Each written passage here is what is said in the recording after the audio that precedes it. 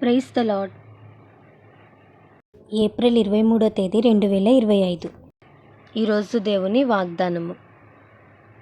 శక్తి చేతనైనను బలము చేతనైనను కాక నా ఆత్మచేతనే ఇది జరుగునని సైన్యములకు అధిపతి అగు యెహోవా సెలవిచ్చెను. జెకర్యా గ్రంథము 4వ అధ్యాయం 6వ వచనం. ఈ వాక్యం ద్వారా మనం తెలుసుకోవాల్సిన విషయం ఏంటంటే, మన జీవితంలో చాలాసార్లు మన సామర్థ్యం చేత, మన బలము చేత, మనకున్న మంది బలము చేత కార్యాలు జరిగించుకుందాం అనుకుంటాం.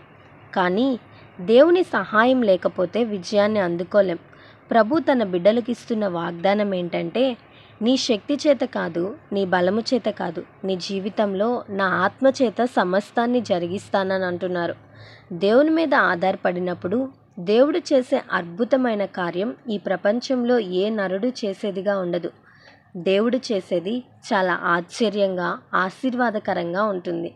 నీ శక్తి చేత, నీ బలము చేత చేసేవి త్వరగా నిష్ఫలమైపోతాయేమో, కానీ దేవుడు చేసే కార్యం శాశ్వతంగా నిలిచిపోతుంది.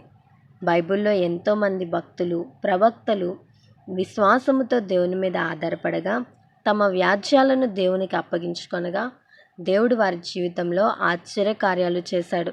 ఈరోజు నీ పక్షముగా ప్రభు ఉండాలని ఆశపడుతున్నాడు. మరి నిన్ను నీవుగా ప్రభువుకు అప్పగించుకుంటావా? నీ ఇంటిలో ఒక కార్యం కావచ్చు, నీ జీవితంలో ఒక కార్యం కావచ్చు, నీ కుటుంబ అభివృద్ధి కావచ్చు, నీ శరీరంలో ఆరోగ్యం కావచ్చు. అది ఏదైనప్పటికీ ప్రభువుకు అప్పగించు. ప్రభు నీ పక్షముగా గొప్ప కార్యం చేస్తారు.